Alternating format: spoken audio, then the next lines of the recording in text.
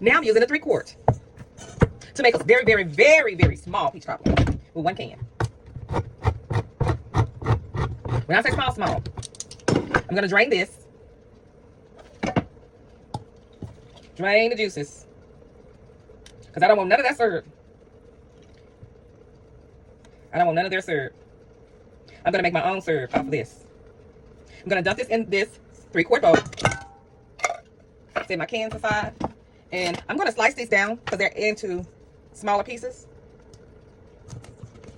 So it can be like a bite-sized pizza. Pieces. I'm talking about pieces. Pieces. Maybe one day I'll make a pizza. I'm just breaking it down. It came out of a can. Now, of course, the best peaches is the fresh peaches. Why can't I say pieces? Peaches that's off the tree. Those are the best kind of peach cobbler that you want to make. But this is a fast, quick one that I'm making. Where everybody get a taste of it. I've already made the dough. I'm just breaking up the peaches into little bite sizes. You know, without that, huh? Now you know you can. I'm just slicing them in little small bite sizes. I never use their juices because they have all kind of chemicals in it.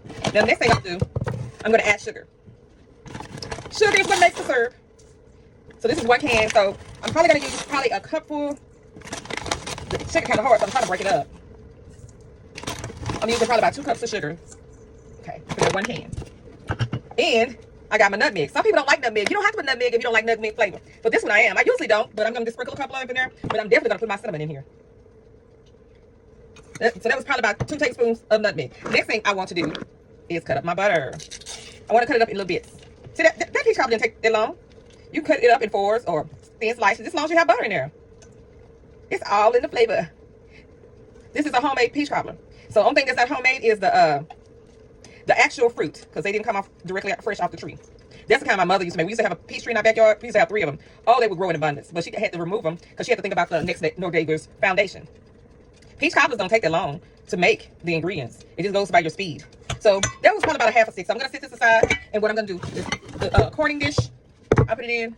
And I'm going to lay this in here. See, I told you that was enough dough for 2 pies. It doesn't have to be this perfect. But if you just want to go in and pinch it around there, around the edges to make it stand how you want it to stand, then you do so. Sometimes you can move a little dough here to make it complete. This is how you stretch dough. So I'm stretching dough.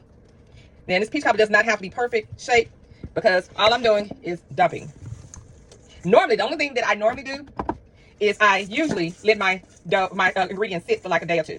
I put it in a tight, closed container, the peaches and the cinnamon and the sugar, and let it sit up there and marinate. I'm going to dump my Joy Jolt, 3/4. All thing I have to do is put water on, rinse it with water because it's not that much. Now, here's my 4/4 that I use to make the dough. So I have a little small remaining that I can top this with. So you see that? The only difference is that I didn't let the syrup make on its own, so the oven will make it. So I'm just, this is going to be the topping of the dough.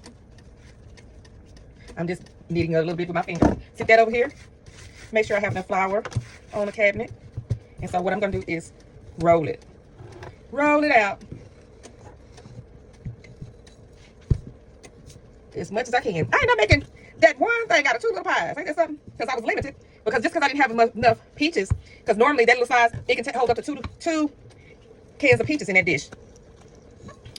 And I believe it was 15-ounce can. So I'm stretching the dough out. I'm not going to do that fancy and spectacular and neat, if that's what you think. And I'm just going to slice it. So I can put it on top of the crust, on top of the peaches. Or I can just lay it on top. So I can just lay it on top. And I'm just going to put this in this part over here that's not filled. I'm going to fold these over. Because I'm going to have to still leave some holes in here. So we love crust. So what I'm doing is put my little slices in here. So when it starts making its own. And then the last thing I want to do is slice butter on top of it. This is a quick peach cobbler. Just want to put some little butter slices on here to make it a buttery crust. You can melt the butter.